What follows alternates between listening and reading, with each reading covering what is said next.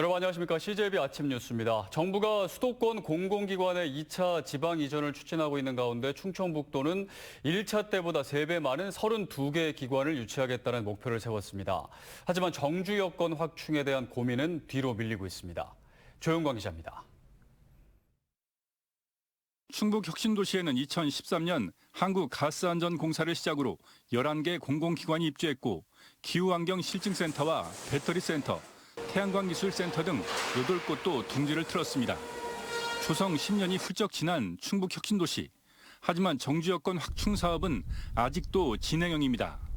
진천에 대형 공연장을 갖춘 복합혁신센터가 건립 중이고 2년 뒤에는 300병상 규모의 국립소방병원이 개원합니다. 어린이 체험 놀이공간인 꿈틀꿈틀 하우스도 올해 말 준공됩니다.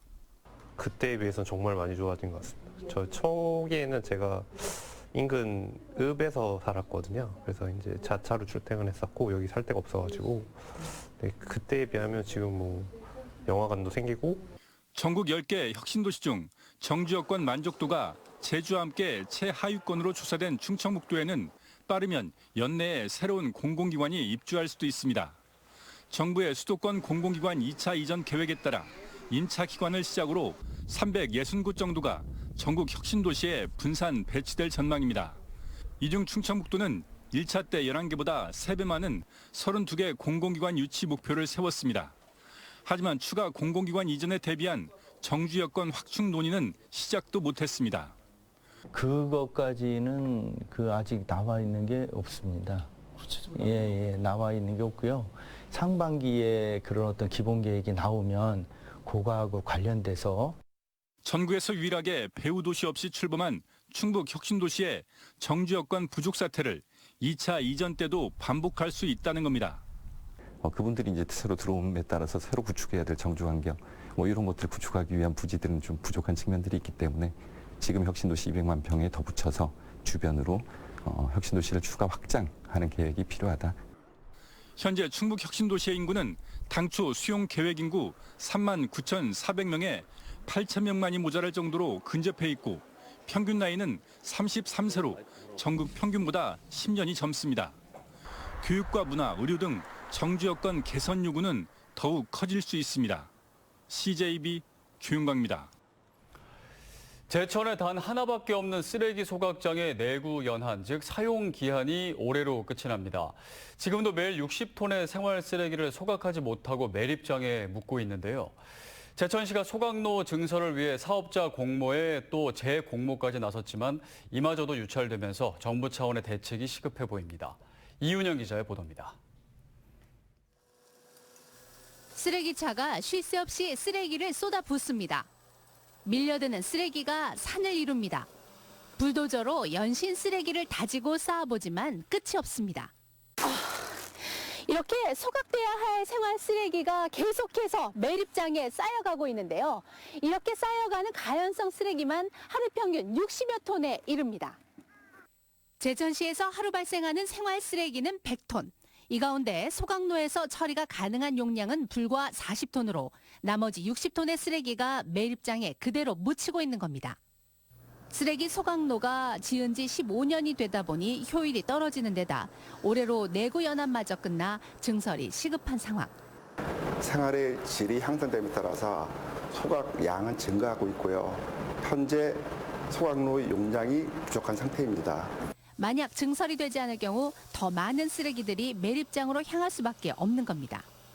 이에 따라 제천시는 하루 처리 용량 80톤 규모의 소각로 2개를 증설하기로 하고 예산 700억 원도 확보해 놓았습니다. 문제는 공사를 하겠다는 사업자가 없다는 것. 지난 1월 사업자 공모가 유찰된 데 이어 재공모에 들어갔지만 이마저도 또다시 유찰된 겁니다. 원자재값 상승 등으로 건설 비용이 턱없이 오른 탓입니다.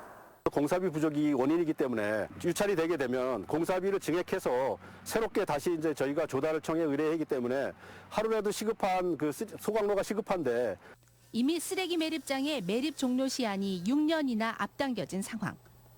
소각로 증설을 위한 공사비 증액 등 정부 차원의 특단의 조치가 시급해 보입니다. CJB 이윤영입니다. 아기 울음소리가 끊긴 채 청년은 떠나고 노인만 남는다. 어제 오늘의 얘기가 아니지만 갈수록 심각해 더 이상 방치할 수 없는 지경까지 몰렸습니다. 아이들이 뛰놀던 곳이 최근 5년간 충청권에서만 30곳이 폐교로 변했습니다. 올해부터는 그동안 중앙정부 주도로 진행되던 지방소멸 대책이 지자체 주도로 바뀌게 되는데요. 농촌의 학교 실태와 대안으로 모색된 교육비 제로 학교를 소개해드립니다. TJB 김진석 기자입니다.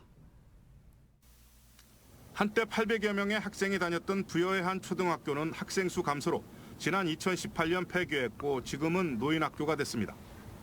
학교가 사라지면서 마을엔 고령 인구만 남았고 폐가도 급증하면서 마을이 소멸 위기에 처했습니다. 노인들만 있고 이럴 사람은 점점 줄고 애들이 없고 이 정도입니다. 인구 소멸 위기 지역으로 지정된 충남 남부 4개 시군은 초등 신입생 수가 해가 갈수록 줄고 있습니다. 논산이 3년 전 846명에서 올해 712명으로 16%가 감소한 것을 비롯해 금산과 부여, 서천 등은 신입생이 줄면서 갈수록 폐교 위기에 내몰리는 학교들이 늘고 있습니다. 최근 3년간 충남 전체 초등학교 신입생 수 감소율 8%보다 월등하게 높습니다. 학교가 문을 닫으면 인근에 있던 공동체 마을도 함께 소멸하고 있습니다. 아이 울음소리가 끊긴 도내 소멸 위험 지역마다 공통적으로 마주하고 있는 현실입니다. 부여군 세도초등학교는 졸업반 학생들이 졸업식을 앞두고 밴드 공연 연습이 한창인데 올해 12명이 졸업하지만 신입생 수는 4명에 불과합니다. 순식간에 다가오는 폐교 위기에 최근 도내 농촌학교에서 파격적 대책들이 본격 선보이고 있습니다. 우선 교육비 제로 학교를 선언했는데 학습 준비물, 교재, 교구는 물론 심지어 수학여행비, 졸업 앨범비에 아침 식사까지 제공하고 있습니다. 8개 분야 방과 후 수업과 돌봄 교실도 무료로 진행해 사교육비 부담도 덜어주었고 풋살장과 실내 체육관, 첨단 미래 교실까지 갖췄습니다. 학부모들이 교육비 걱정이나 부담 없이 맘 놓고 아이들을 학교로 보낼 수 있는 만큼 농촌 인구가 늘어나는 계기가 될지 관심입니다. 다른 학교에서 수익자 부담을 하는 모든 것들도 다 학교에서 다 지원해주고 있습니다.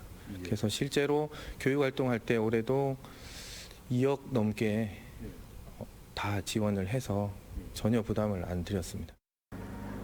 폐교가 곧 마을의 소멸을 가져온다는 위기감에 지자체와 교육청의 전폭적인 지원으로 등장한 교육비 제로 복지학교 시스템이 효과적인 대책이 될지 결과가 주목됩니다.